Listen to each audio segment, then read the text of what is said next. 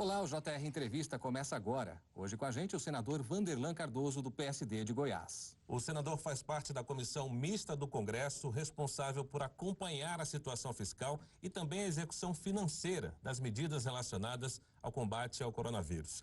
Senador, muito obrigado pela presença aqui no JR Entrevista. Eu queria começar perguntando para o senhor sobre essas fraudes nos pedidos de auxílio emergencial e também na compra de equipamentos por estados e alguns municípios. Como é que o senhor vê essa questão das fraudes?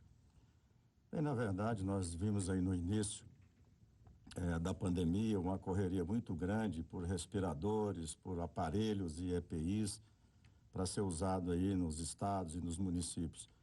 E aí vem a questão dos aproveitadores, né? Então, vi muitos casos aí que realmente houve, por parte do gestor, ou secretários, ou prefeitos, ou outros que estavam no comando, de fazer como livre de concorrência, não tinha concorrência, de comprar o preço que foi ofertado.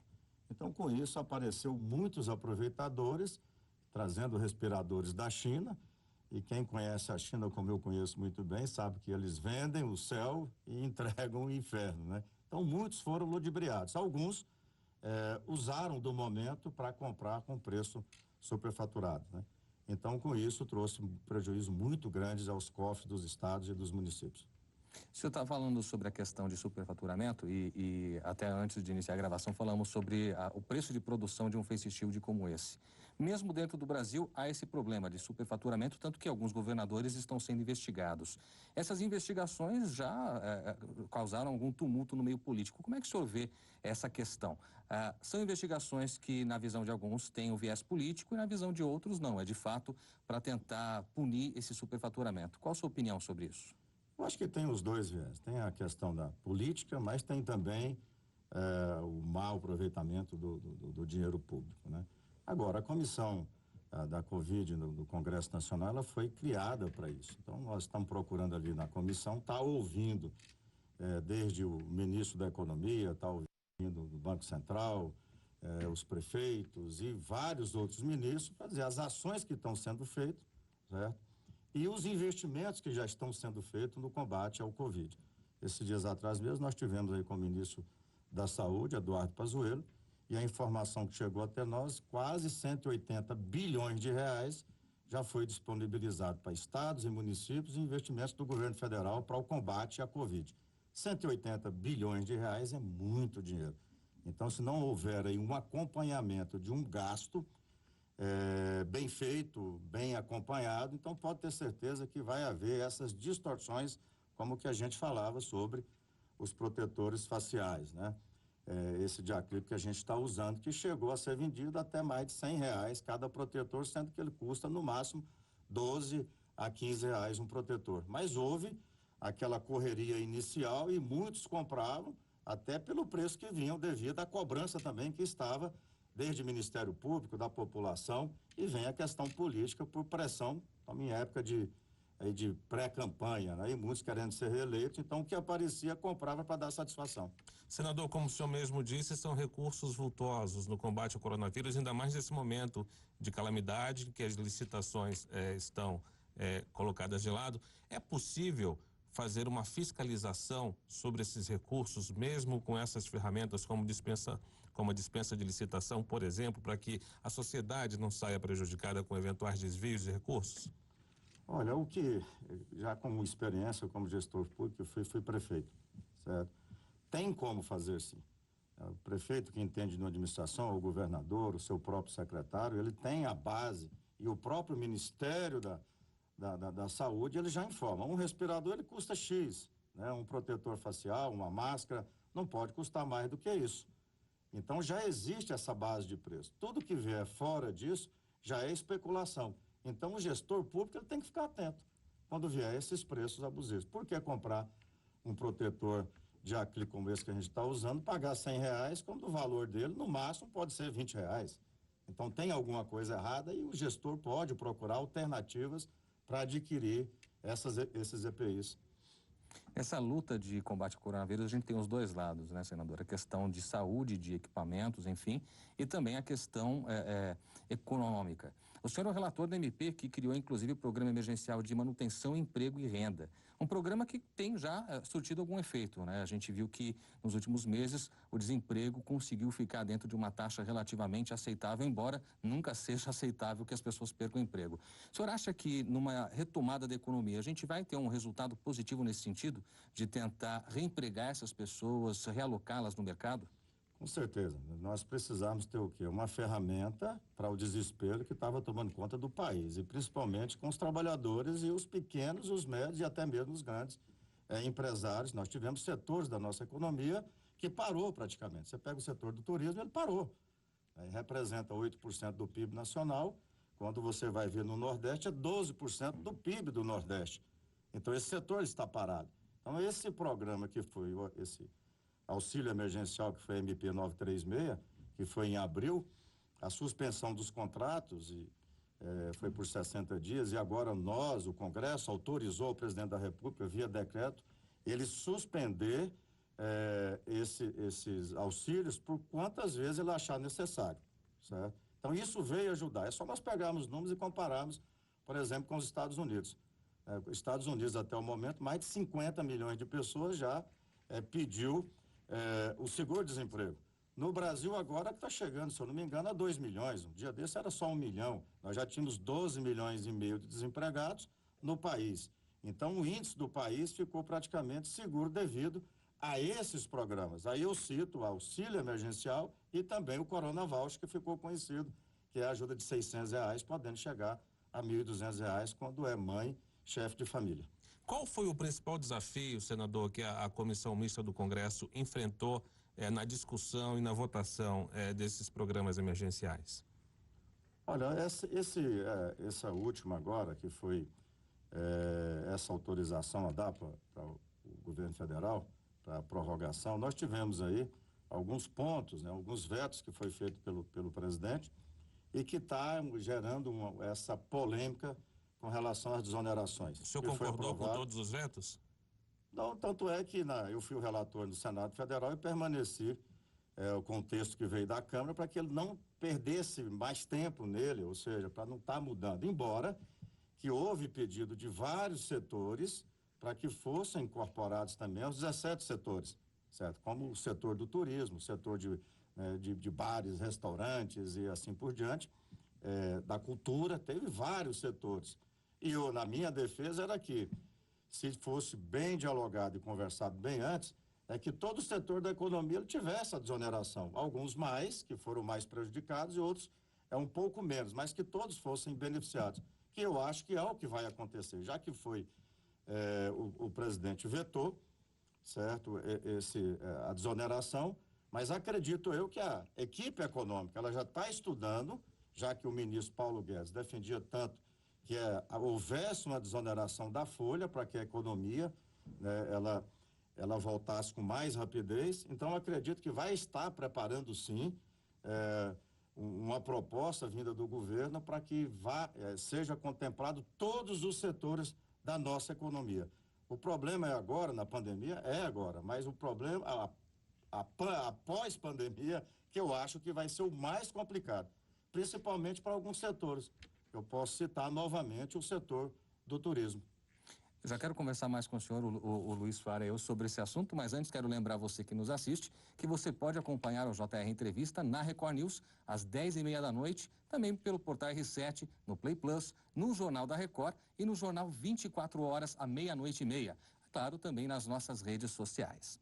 Agora, senador, o senhor falou sobre essa questão de ampliar para as outros segmentos, mas aí sempre há aquele temor de que o governo venha com uma contrapartida.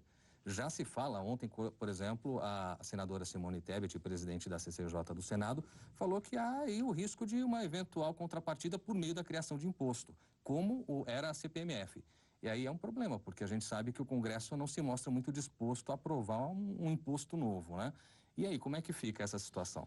Eu acho que o governo precisa dizer, primeiramente, o que ele quer, né, para que tenha, qual que é a contrapartida para que seja desonerado todos os setores, já que é uma proposta que eles defendiam. Que proposta que é? Se é uma recriação de uma CPMF, que moldes que seria, qual que é o custo que teria a desoneração de toda a folha de pagamento de todos os setores. Qual que é esse custo? Hoje ninguém tem, porque ainda não foi feito um estudo por setores. Se você pegar os 17 setores, nós temos aí de 1% a 4,5%, certo? Mas a alíquota patronal hoje é 20%. Um determinado setor que sair de 20 para 10 já é uma desoneração considerável. E tem setor que permanece com 1%, ou talvez até ser zerado, alguns que estão sendo mais prejudicados por um certo período. Então precisa ser o governo, ser claro, com o Congresso Nacional, chegar e dizer, olha, nós queremos isso aqui, o custo disso para a nação é X, é suportável. Aí o Congresso vai analisar, a sociedade vai analisar, e o custo da desoneração é X, porque ninguém, a não ser o governo federal, só ele que pode, ou emitir moedas, certo? Estado e município não pode, empresário não pode, o trabalhador não pode, é o governo federal. Quem pode lançar a mão e pegar parte das nossas reservas para investir nesse momento difícil é o governo federal, que é uma das defesas que muitos colegas ali no Senado fazem. Nossas reservas estão gerando emprego e renda onde? Nos Estados Unidos. Tanto é que que o nosso recurso está lá, 80% está em letra de tesouro americano. Então está gerando emprego e renda nos Estados Unidos. Estados Unidos, o mês passado, se eu não me engano, foi quase 5 milhões de novos postos de trabalho que foi gerado em plena pandemia. Então esses são os nossos recursos. A minha defesa foi no Senado Federal, desde que cheguei, vamos pegar parte dessas reservas para investimento, não para pagar juros, para pagar remuneração de banco, nem para pagar a principal da nossa dívida, mas para investimentos. E o momento é agora. Nós podemos usar parte desses recursos também para as desonerações, que a desoneração, você tendo ela, a empresa vai manter o funcionário, vai comprar mais máquinas, vai estar investindo na economia, trabalhador que vai comprar, gera imposto, gera renda para o país.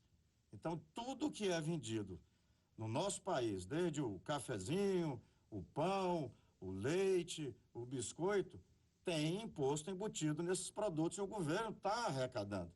Então, o momento agora, a meu modo de ver, é que o governo também tem esse mecanismo de usar parte desses recursos. Nós temos quase 2 trilhões hoje nas nossas reservas. Já que o dólar subiu tanto, aproveitar o momento, vamos usar parte desses recursos para um momento tão difícil como esse. Reserva é para os momentos maus. Aí nós estamos passando por esses momentos agora. Então, nós usarmos, ou seja, para desoneração, ou seja, para investimento nas empresas, na mini, na pequena, na média, na grande empresa, para compra de máquinas, usar um recurso maior para o Pronamp, que já começou a chegar nas empresas, mas o recurso é muito pouco, 16 bilhões não dá para nada. O senhor citou as pequenas e médias empresas, elas reclamam que o crédito não está chegando até elas, né? Como é que se resolve isso? Resolve com o governo sendo o garantidor. O governo liberou, colocou as regras, mas não é o garantidor. E colocou os recursos, está na iniciativa privada, está nos bancos. Os bancos estão abarrotados de recursos, não tem nem para quem emprestar, porque não tem garantias. Qual é o banco que vai emprestar e ele ser o próprio garantidor daquele financiamento em período que as empresas estão em dificuldade? Então o governo tem que ser o garantidor, como foi no Pronamp, mas só foi 15,9 bilhões e não dá para nada.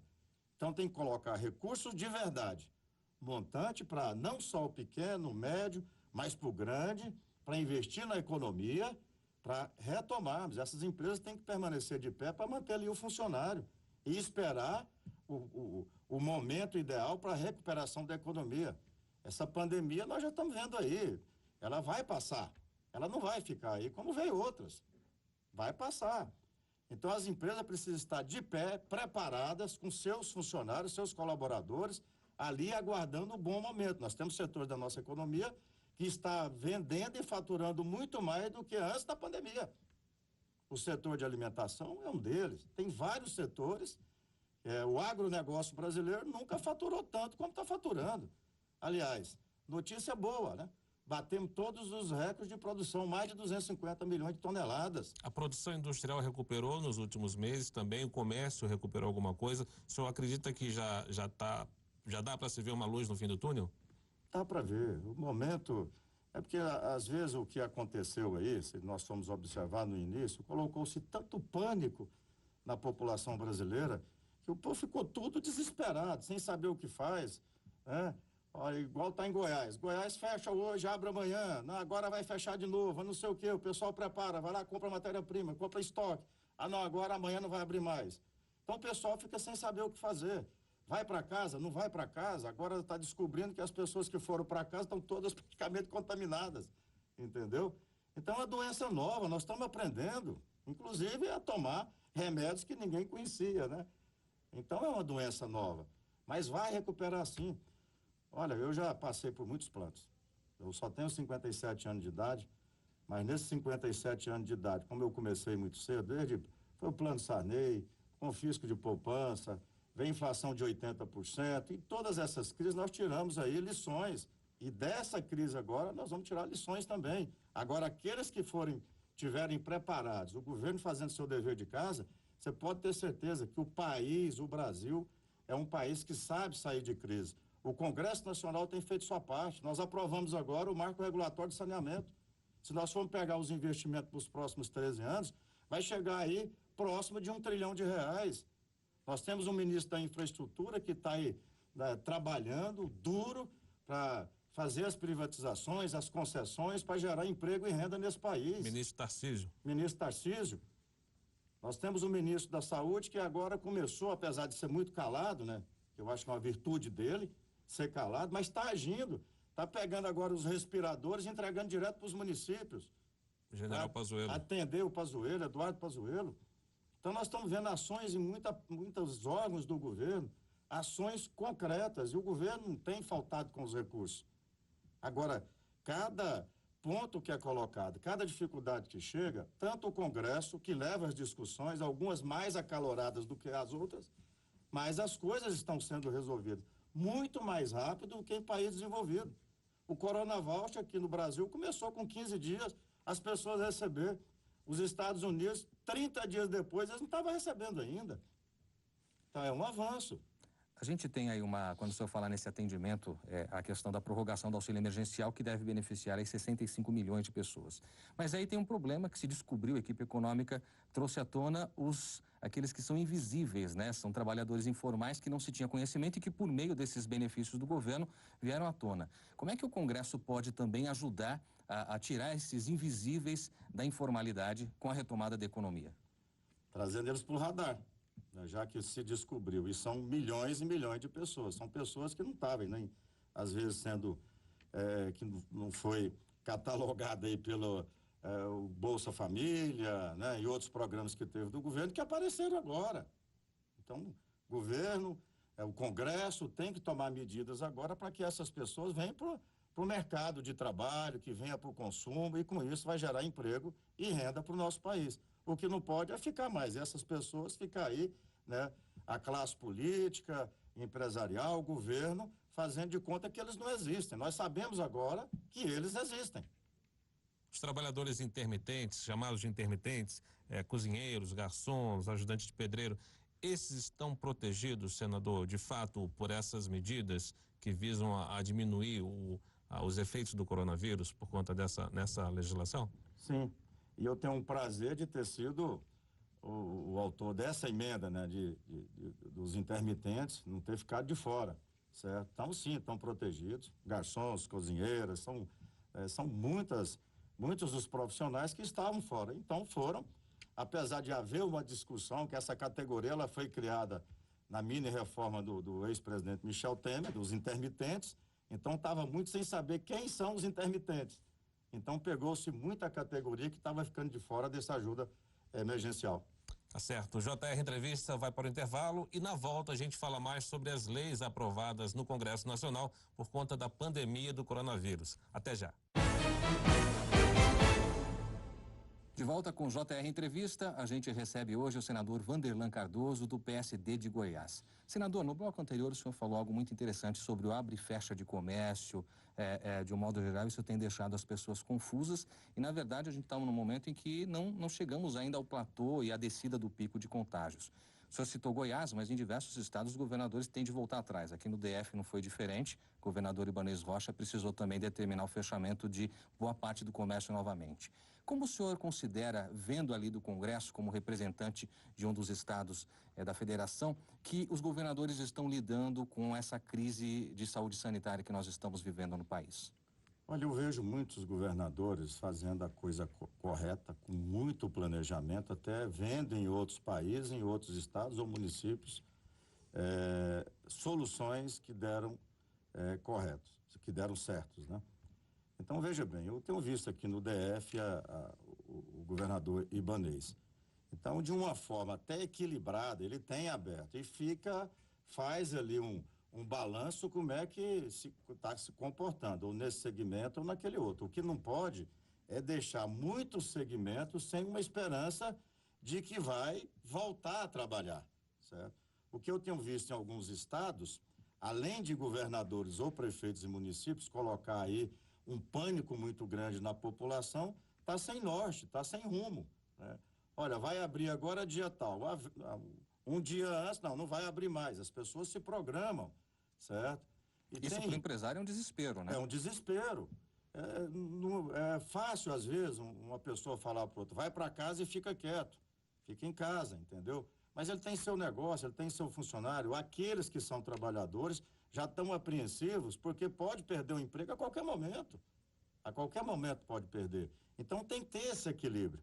A economia, com a recomendação da OMS, mas ter esse equilíbrio. E cada estado e cada município tem a sua particularidade. Não pode ser tratado todos os municípios, todos os estados e até mesmo os bairros da mesma maneira. Nós tivemos aí no Amazonas, nós tivemos no Amapá, tivemos em Roraima um crescimento alto.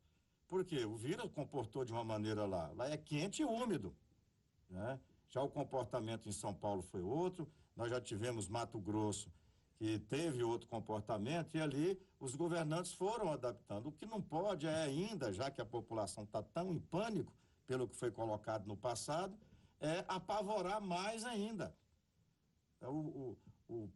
Esse ficar em casa, muitas das vezes até forçando a barra para as pessoas, está levando muita gente a suicídio. Isso não aparece nas estatísticas. Suicídio não aparece. Pessoas em depressão, aumentando muito a depressão. Agora, o que não dá para entender é que às vezes você coloca, não, os ônibus vão trafegar. Aí os ônibus estão superlotados. Mas vamos abrir igreja, por exemplo, com 30%, pode abrir. 30% das igrejas. Mas um teatro não pode abrir. Qual que é a diferença? Certo?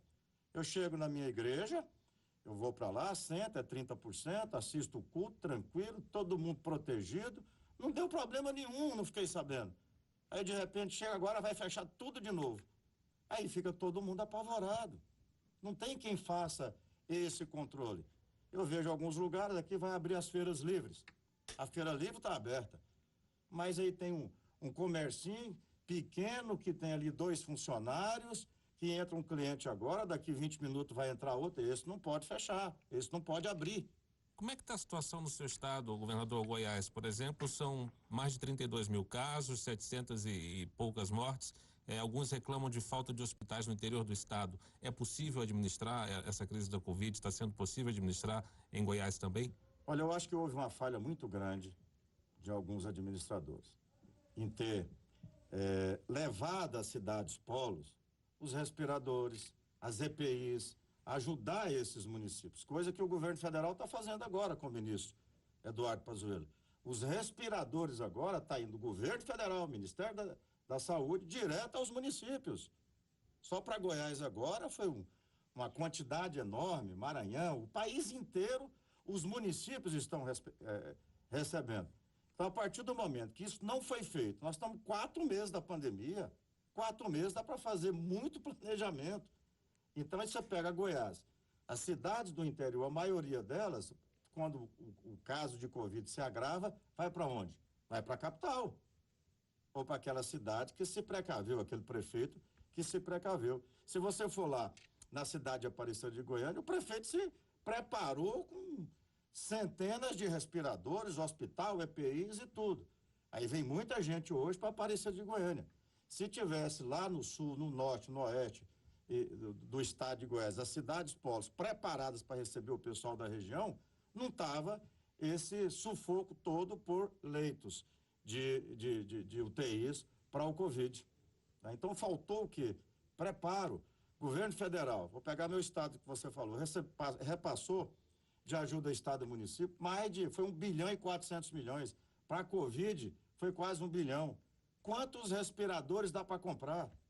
Para comprar 1.000 respiradores são 50 milhões de reais, 60 milhões de reais. Com 1.000 respiradores, você equipa o estado. Essas prefeituras fazendo parceria com o governo do estado e o governo federal. E faltou esse planejamento. É agora, quando chega o momento agora que dá o pico, ele eleva um pouco, aí está tendo aí 60%, 70%, 80%, em alguns casos até 100% lotados. Senador, entre muitas ações que foram aprovadas pelo Senado está justamente o projeto que indeniza profissionais da saúde vítimas da Covid-19. É claro que entre a aprovação do projeto e até essas pessoas receberem de fato as indenizações, há aí um espaço até meio desesperador para quem está de fato passando pelo problema. Queria que o senhor falasse um pouquinho sobre como garantir que isso de fato seja cumprido daqui para frente e se é possível a gente estimar que os parlamentares pensem num projeto que também beneficie, por exemplo, outros profissionais da linha de frente, como da área de segurança, por exemplo, que estão nas ruas todos os dias e também sujeitos à contaminação tanto quanto os de saúde. Já existe projetos no Congresso já com relação aos outros profissionais, como Corpo de Bombeiro, Polícia Militar e assim por diante, né? Mas os profissionais da saúde são esses que estão mesmo na linha de frente, são os mais expostos, o paciente, né? Que estão expostos, e são heróis hoje. Onde eles passam, eles são aplaudidos.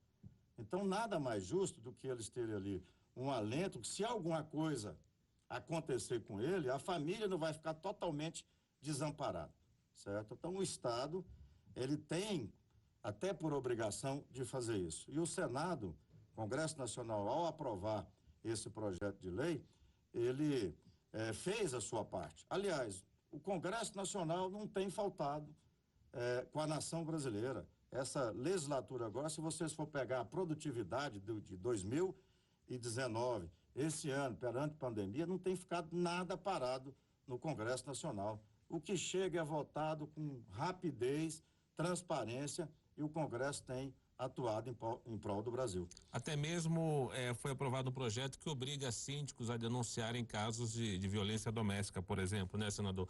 O senhor acredita mesmo que a resposta do Congresso em meio à pandemia foi a mais rápida possível para atender essas necessidades novas da sociedade? Sim, rápido. Inclusive esse projeto é do senador Luiz Carlos do Carmo, que é de Goiás, e foi aprovado por unanimidade. Ontem foi aprovado esse projeto. Com certeza. Você liga os canais de televisão aí, você está vendo todos os dias a violência, o quanto aumentou com relação às mulheres, que já era assustador. Então tem que ter leis mais severas para punir realmente, não somente agora em época de pandemia, não. Nós temos que ser mais rígido com relação a esses maus tratos, o que vem acontecendo no nosso país, que é alarmante. Agora, qualquer coisa hoje virou motivo para espancamento, para matar, para fazer tudo, né? Inclusive, o senador Luiz Carlos do Carmo, autor dessa proposta, ele teve a sua filha violentamente assassinada em um assalto. Muito bem, senador. Olha, a gente vai fazer agora mais um rápido intervalo. Na volta, claro, a gente vai falar da importância de investimentos em inovação para a recuperação da economia. Não saia daí, a gente volta já. JR Entrevista está de volta aqui com a gente o senador Vanderlan Cardoso, do PSD de Goiás. Senador, vamos falar um pouquinho sobre investimento e inovação para enfrentar a pandemia do coronavírus. O senhor é relator de um PL que isenta a tributação à internet para essas atuações. Qual a importância dessa tecnologia de se inovar num momento como esse? Da IoT, que é um projeto autoria do deputado Vitor Lippe, muito importante para o país, não é só para o momento de pandemia, porque a internet das coisas, a interligação aí do agronegócio, máquina comunicando com máquina, né? É a indústria, a saúde, tudo se interligando. Acontece que no Brasil as leis são muito arcaicas ainda, o custo é muito alto. Então, para as máquinas se comunicarem, para a saúde se comunicar, máquinas e profissionais, para estar se comunicando, ou uma coletadeira no campo, um trator no campo, precisa ter um preço justo para esses equipamentos. Por exemplo, um chipzinho que tem máquina que vai usar mais de 100, mas no Brasil o que se cobra por ano para um chipzinho desse é mais caro do que o custo. Se o custo do chip é 10 centavos de dólar, a taxa chega a ser mais do que $1. Então, o que se fala, esse projeto do deputado Vitor Lippe, o que é? Simplificando a cobrança desses impostos. Nós não queremos ser diferenciado de outros países, nós queremos ter a competitividade dos outros países que investiram em ciência, tecnologia, na informação. Pega aí os projetos que estão sendo aprovados, o que está em discussão, 5G, né? Aprovamos o PLC 79, né? Que é da banda larga. Agora sim, as empresas estão investindo aí em banda larga, em internet, nas escolas, ou seja, vai chegar mais nas cidades que estão em desenvolvimento e nos estados, norte, nordeste, centro-oeste. Então, nós precisamos agora investir em tecnologia. 20 anos atrás, pouco tempo atrás, 20 anos atrás, nós tínhamos 10 parques tecnológicos no Brasil. Hoje já são 43 em funcionamento e estamos mais 100 e poucos que está aí já iniciando as atividades. Aqui mesmo, do lado de Brasília, tem um dos maiores que está sendo construído no Brasil. Né? Há vagas sobrando aí de emprego na TI. Então, nós temos que agora investir, como investiu a China, como investiu os outros países, como o país que vier aí também no terceiro mundo, que estão investindo muito, como o Vietnã, que eu gosto de citar muito o Vietnã, que o Vietnã em 2018 passou o Brasil em exportação. Que está no momento auspicioso da economia. Então, o momento é esse. Agora, nós temos que investir. Não é simplesmente, somos o país do agronegócio, mas pegar um celular hoje, você pega que nesse celular, ele tem aqui 20, 30 sacos de soja no celular, dependendo da tecnologia, até 50 sacos de soja, que dá 3 toneladas. Você pega um celular e está aqui. Então, quem está investindo nessas tecnologias, certo? Nós já temos o agronegócio, que está segurando a economia. Agora, essas tecnologias é o que nós temos que fazer, e o Brasil está acordando para isso, só que tem que desburocratizar, tem que ter leis mais brandas para os investidores, tanto daqui do nosso país, que tem muitos investidores aqui, como os que vêm de fora para poder investir no nosso país em tecnologia. Senador, infelizmente o nosso tempo está chegando ao fim, mas acho que a gente não pode deixar de citar um pouquinho a sua trajetória como empresário bem-sucedido no ramo alimentício. Já foi prefeito de Senador Canedo, cidade do entorno ali de Goiânia, e é o primeiro mandato como senador, quer dizer, experiência legislativa na qual o senhor pode empregar todos os conhecimentos que teve tanto no campo político quanto empresarial. Quais os próximos passos? O senhor pretende, por exemplo, disputar o governo de Goiás? Olha, eu já disputei o governo de Goiás 2 vezes. Se eu disser para você que eu não tenho um sonho um dia de ser governador do estado, ou até mesmo de administrar a nossa capital Goiânia, que já fui candidato uma vez, eu estaria mentindo. Então tem. Agora, aqui no Senado Federal, nós estamos sendo muito produtivos. Estou ajudando o nosso país, estou ajudando o meu estado de Goiás, ou com emendas, ou com projetos. Então, o futuro a Deus pertence. Às vezes a gente faz um projeto, um plano, Deus chega e fala, não, aqui quem manda sou eu. Né? Então, ele é que sabe todas as coisas, ele que vai definir, sempre foi assim na minha vida. Então, a pretensão tem. Agora, quem vai definir, se for da vontade dele, ele abre portas e vai organizando, e a gente, um dia, vai chegar a governar o nosso estado de Goiás. Tá certo, senador. Muito obrigado pela entrevista. Eu que agradeço. Obrigado. Muito bem, olha, o JR Entrevista fica por aqui. Lembrando que você pode assistir ao JR Entrevista na Record News às 10h30 da noite. Também pelo portal R7, no Play Plus, no Jornal da Record, ainda no Jornal 24 horas, à 00:30 e, claro, sempre por meio das nossas redes sociais. Nós agradecemos mais uma vez ao senador Vanderlan Cardoso pela entrevista e agradecemos também a sua audiência. Até o próximo JR Entrevista.